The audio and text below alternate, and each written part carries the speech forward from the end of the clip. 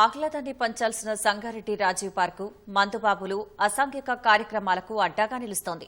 సెలవు దినాల్లో కుటుంబ సమేతంగా సేద తీరేందుకు ఆనందంగా కొంత సమయాన్ని గడిపేందుకు ఏర్పాటైన ఈ పార్కు పూర్తిగా శిథిలావస్థకు చేరుకుంది.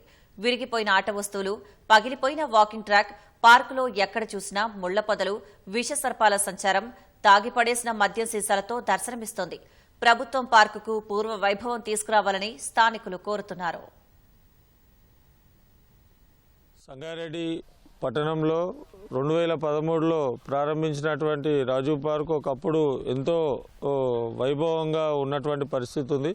ప్రారంభించినప్పుడు ఇక్కడ అన్ని రకాల సౌకర్యాలు ఉండే, వాటర్ పాయింట్ కానీ, మిగతా పిల్లలు ఆడుకోవడానికి ఆట వస్తువులు, యువకులు వ్యాయామం చేయడానికి ఇక్కడ జిమ్ము, అందరూ లైటింగ్ సదుపాయం ఇవన్నీ కూడా ఉండే. కానీ రాను రాను పూర్తిగా అదంతా కూడా అంతరించిపోతున్నటువంటి పరిస్థితి ఉంది.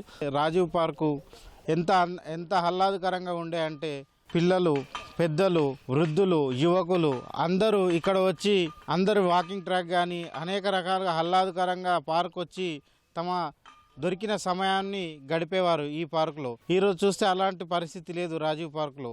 దీన్ని నిధులు కేటాయించి దీనికి అందరికీ వినియోగంలోకి తేవాలని కోరడం జరుగుతుంది. వీక్లీ 1 టైం వస్తాము ఈ పార్కులకి. ఈ పార్క్ అనేది నీట్నెస్గా లేదు, సరిగా జిమ్ లేదు, అక్కడ లాస్ట్కి మొత్తం గలీజా చేస్తారు, మొత్తం చిన్నపిల్లలు ఆడుకోనికే సరిగా లేదు. వీక్లీ వన్స్ ఈ పార్క్ వస్తున్నా ఒక్క ఫెసిలిటీ కూడా బాగుంటలేదు.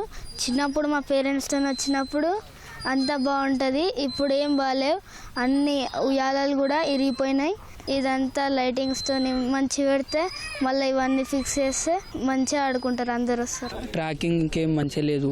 బయట వాళ్ళు వచ్చి మొత్తం సిగరెట్లు అవన్నీ తాగుతారు, ఏడికాడికి మొత్తం కరవ అయిపోతుంది. మొత్తం మందు ఇట్లా తాగేస్తారు ఏడికాడికి.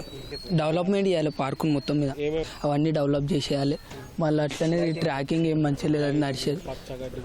మొత్తం గడ్డి ఎండిపోయి ఉంది, మొత్తం పిచ్చి గడ్డి ఉంది మొత్తం, దాన్ని కూడా డెవలప్ చేయాలి.